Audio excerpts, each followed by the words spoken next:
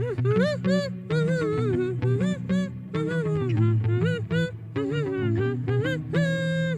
learned a new trick that seems really obvious, but it took me a while to actually get the hang of it.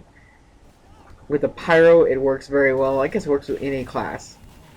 You just don't engage in every fight that you start.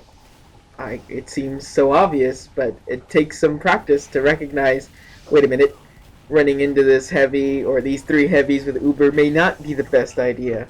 Or when you get a little better at it, you can see just this situation is not where I want to be. You could back up, reset the situation, and try to change it to something that you stand a much better chance in. It took me a good while to get used to this idea. I mean, like right now, thinking of the game outside while I'm not playing it's easy. It's like, oh yeah, that's a bad situation. Just don't get into it. You know, you see it coming, just back up, look around, try to figure something else out. But when you're in game and things are flying around and everyone's trying to shoot you and you're trying not to be an idiot, you can't. It's hard to. You hit somebody and you're like, man, I want to finish them off, or they hit you and you're like, oh, I want to get revenge.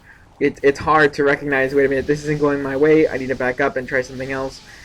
You can set up a quick front line. This is for playing on a public server. I found that you can't really coordinate very well with most people, but if you recognize that this heavy is not going to be moving much, you know, there's some people that just walk slowly and run that gun and wait for somebody to turn a corner. You can recognize that and use them to either disengage in a fight that you don't think is good, or run to them to put yourself in a better position against another enemy heavy if you're a pyro. So now I do my best to recognize this is a dumb fight. Maybe I shouldn't get involved.